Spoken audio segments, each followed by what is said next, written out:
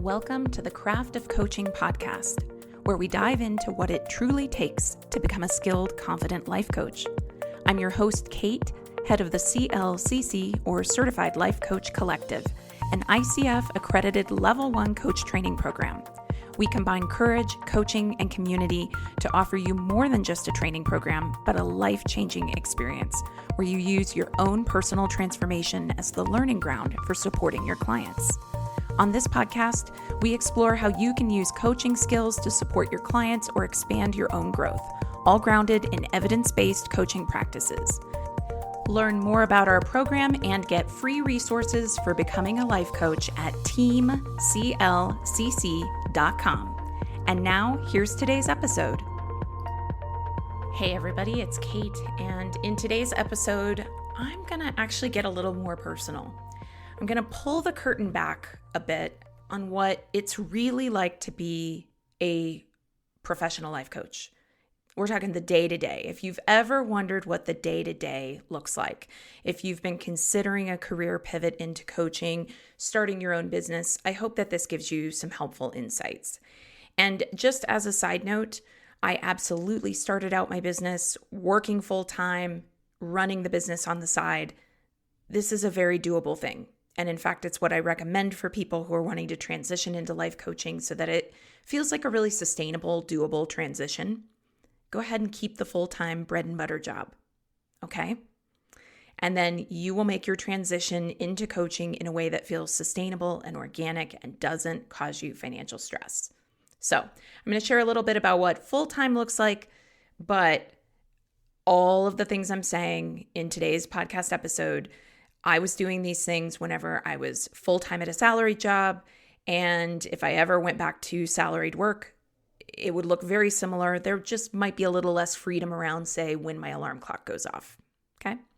So first things first, I need to start with the fact that I am a mom of a young child, and I think it's important for me to start there because, like many people who are listening, I have seen those ridiculous Facebook ads or social media ads for starting your own business that show this perfectly composed mom tapping away at her laptop while her toddler just sits in her lap smiling. And supposedly in this type of photo, the mom is like making $1 million from her kitchen table. No, that's not how it works. It's not how it's worked for me. I actually do not know a single other coaching colleague of mine where that has been the case. And at least for me, there is no universe where I can get actual work done with my young daughter under the age of 5 on my lap. Maybe my kid is just a little more spirited than other kids, but that's just my reality. So here's what my morning really looks like. First things first, I need a little bit of time to start my day. And that means that I have chosen, after becoming a mother, to wake up before my daughter does. So I set my alarm for about 45 minutes before she typically wakes up. I meditate, nothing elaborate. I use the Insight Timer app. I also have some meditations that are there. If you'd like to find me on Insight Timer, look for Kate Courageous, and I have several guided meditations there. But when I say I meditate in the morning, I mean that I meditate to other people's meditations on that app. I visualize. I like to visualize. Studies have shown that visualizing, especially in the area of physical performance, can actually improve it. I love geeking out on stuff like that. Sometimes I visualize handling a challenge with more ease. I reflect on what I'm grateful for, my health, my work, my family, my home.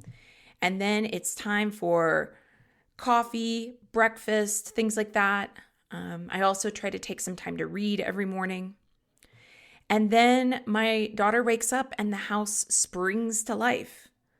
There you go, right? Like, and no morning is ever the same. It's never exactly the same.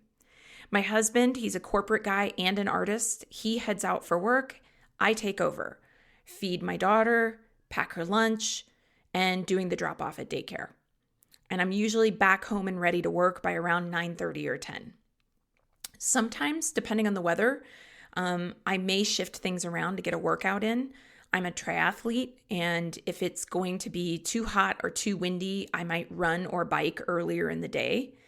Otherwise, though, my work hours are generally from 9:30ish to 2 o'clock, and then I stop and then I train in the afternoon. So what do I actually do during that work time? What does it look like to actually be a coach? And you might be imagining like these back-to-back coaching sessions. No, not quite actually. I actually need to put some time into marketing, and that's true for most full-time coaches as well. My main marketing tool is writing. And when I say writing, I mean I'm writing the things that I love to write, like blog posts. I'm also writing things that are just administrative or that are part of running a business, like writing copy for sales pages. I write outlines for my podcasts so that I can stay reasonably focused. I write pitch letters if I'm working on a proposal of some kind to speak at an event or to do organizational consulting. So that's what I do. And with this marketing, by the way, there are a million ways to market your business. And I truly believe and have seen in my time as a coach that any method of marketing can work if you find the one that suits you. You have to find the one that feels good to you because that's the only way you're going to stick with it. And that is actually a big thing that I talk about in the Coaching Blueprint Digital Marketing Program. If you would like to learn more or get some help with how to figure out how to market your own coaching business, head over to coachingblueprintprogram.com. And then for those of you who are planning to join our CLCC or Certified Life Coach Credential Program, just know that we include the Coaching Blueprint in with your tuition. And we include that kind of marketing support because we believe it is such an important thing to offer to you. You are going to want to know how to build a sustainable coaching practice, and we want you to honor what you actually want to do. Something that I say in the Coaching Blueprint Digital Marketing Program is you aren't leaving one job that didn't light you up only to create coaching as the same thing. You know, if coaching is supposed to be your dream job, why replicate the unfulfilling dynamics you left behind and think that you have to do all of these things that you don't really want to do just to be able to coach? It doesn't have to work that way. And in fact, I will give you a little bit of direct coaching if you're someone who's been in that space and you think there's all these have-tos with coaching. Walk your talk. You know, you would probably encourage and coach your clients to step out of the paradigm that they have to do a bunch of crap they don't want to do to go after their dreams. Sometimes you do. That's part of life. But this idea that like to get to your dream, it's all going to be a slog and the process of getting to the dream is just going to be terrible. Step out of that paradigm. Give yourself the same permission and alignment that you encourage your clients to find. For me, that means creating content on specifically the topic of courage. Those of you who have been listening for a while, some of you may have found me from my other website. I have the website yourcourageouslife.com. So I talk about creating courageous habits. I talk about creating courage in your relationships, in business, in parenting. I write about what moves me. I write about how we create courage to live in a world where politically there's injustice. That's the privilege, frankly, of being a coach and entrepreneur. And it's what I want for you, frankly. Imagine that. Getting to wake up and create content and coach people. And it is the type of content that inspires, that motivates, that connects you to the rest of the world. You feel connected to your clients, to humanity. That is what I experience as part of having a career in coaching. It's delicious. It's amazing.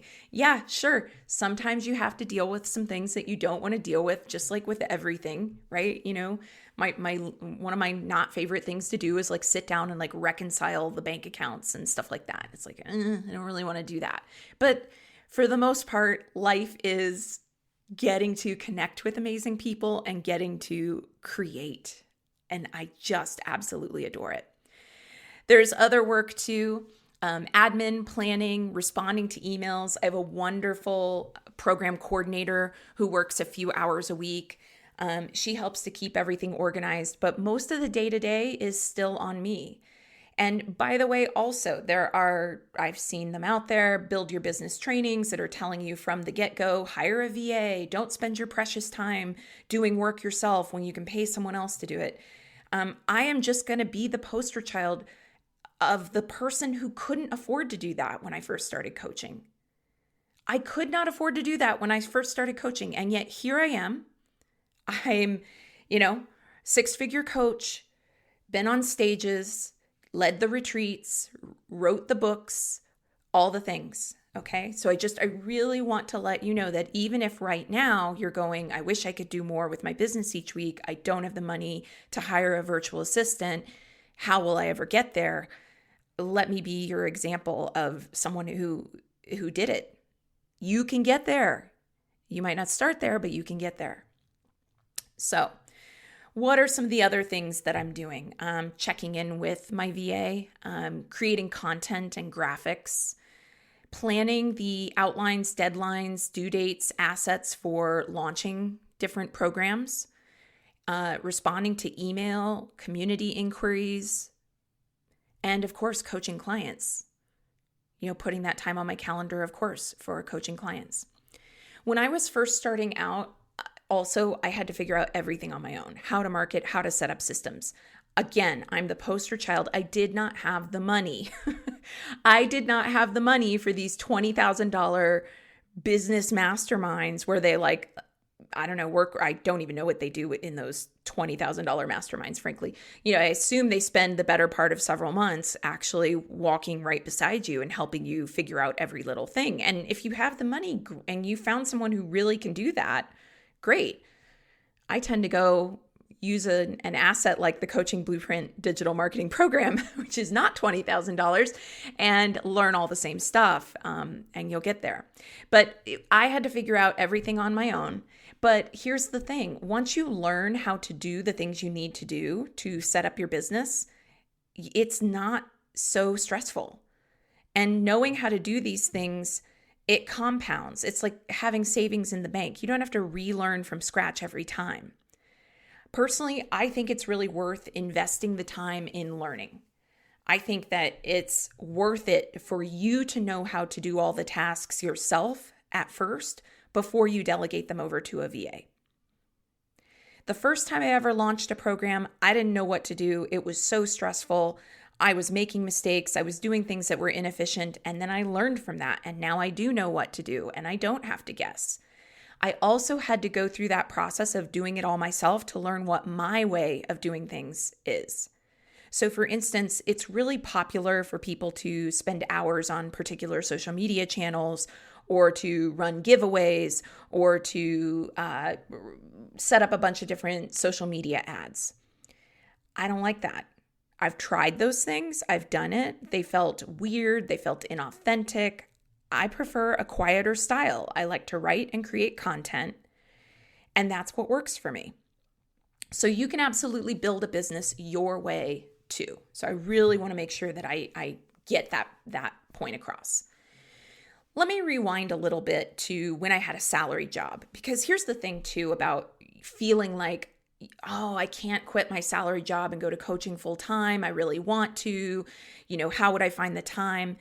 I actually feel like not having enough time to do all the things you want to do, weirdly, ends up being the thing that teaches you how to work most efficiently. When I had a salary job and was building my coaching practice on the side, I had to be efficient. And I'm going to tell you a couple of my favorite hacks, starting with alternating weeks. What can happen when whether you're running a business full-time, frankly, but especially whenever you are working a salary job that's taking up most of your work week, is that you're often fitting client sessions or administrative tasks or content creation, there's usually something that you are fitting into your life that maybe feels a little harder to track or a little more time intensive. And when you are trying to fit everything, all the admin, all the client work, all the marketing, all the networking with other coaches, all the whatever it is you're trying to do into every single week, it can often happen that inevitably tasks get missed or you feel really stressed out and not quite as present for your client sessions. So one thing that I have done in my own business to get around that is alternating weeks. What I do is I will schedule all client sessions during either the first and third week of the month or the second and fourth week. I haven't thought about this actually, but I believe my client sessions are all on first and third week. And what happens is when I get all of my client sessions done the first week or the third week of the month, then that means that the weeks in between the second and fourth week of the month, that's when my total focus can be on marketing, admin, content creation, things like that. It cut down on task switching, and it ultimately, that process made everything feel more manageable. I was no longer trying to cram writing some content real quick between two different client sessions, or just basically no longer trying to shift gears. And especially before I had virtual help, that system was what kept everything running. Another trick that I used, batch processing. I'm big on this. This works really well for me. It might not work as well for you. I can see how someone would kind of go, maybe this isn't the thing for me. First, let me just tell you what it is. So you're sitting down and you're doing the same type of work in one sitting. So instead of writing one piece of content each week, I would sit down and batch process writing multiple pieces of content in a single session and scheduling them, or recording several videos for social media in one day, or recording several podcasts in one day. Spoiler alert, I'm doing that now. I am not just recording this one podcast and then moving on with something else. I'm actually recording multiple podcasts. For me, what that helps with when I'm getting, say, 4 different pieces of content scheduled or 4 different podcasts scheduled or recorded, is that then for me mentally, I go, okay, I'm good for like a month or so on this task. I don't have to revisit this task for several more weeks. Other people, I can see how someone would go, that feels like too much work in one sitting. It feels more intimidating to me. It actually doesn't work as well for me. And of course, if that is where you fall, that's where you fall. The one thing that I will say is something I've learned about managing my time over the past several years of being a full-time entrepreneur. There are skills to be learned here. I do think that we need to respect what people's natural inclinations are. I do think that it tends to be more efficient for people to go with the direction that they naturally gravitate to anyway.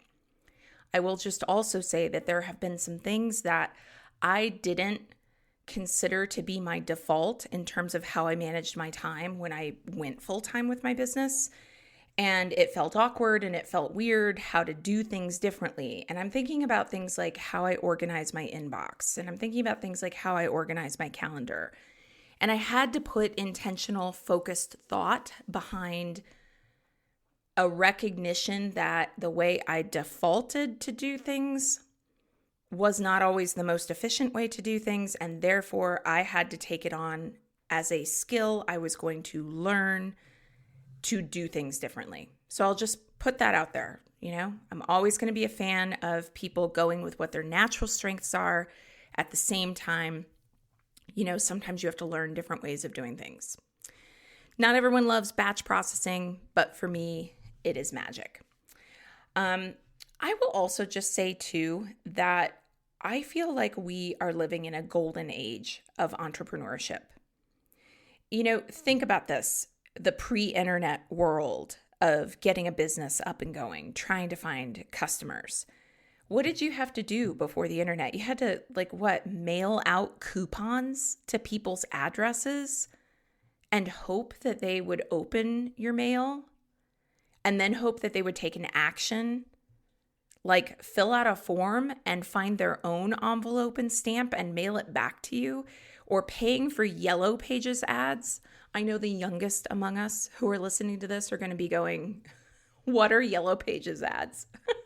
Which just shows you a bit of my age, and I'm laughing about it. But essentially, we live in an age now where if you want to get more eyeballs on your business, you can design an ad. A lot of times the templates will even come up with some decent sounding ads for you. Design it, pay for how long you want to run the ad and what audience you want to target. And within minutes, you're done and you can walk away. And potential customers for your business, for your coaching practice, are going to find their way to you. It's so much easier now. These days, I can be at a park with my daughter, get a notification from one of the different apps that I use to run my business on my phone, hit yes or no on that notification while pushing my daughter on the swing, right? Like, business continues to run while I'm present in my life. And that is amazing. That is amazing. Okay. So I've been talking today about what it's really like to be a coach, and I've given you the generalized buckets of how I spend my time between admin, marketing, actual coaching, things like that. I've told you, a couple ways that I organize my time that I still use, even though I'm no longer salaried plus coaching. I'm full on coaching. But before I wrap, I also want to talk a little bit more about something that I think often doesn't get discussed enough, and it fits into this topic of what it's really like to be a coach, and it's the emotional experience of coaching for me, for us as coaches. Being a coach means being deeply connected to people. It's not just a job with a to-do list that you can check off. Great sessions light up your whole day. Heavier sessions can weigh on you. And that is why when I talk about what it's really like to be a coach, I think it's important to say that self-care, and I'm talking about real self-care, is vital.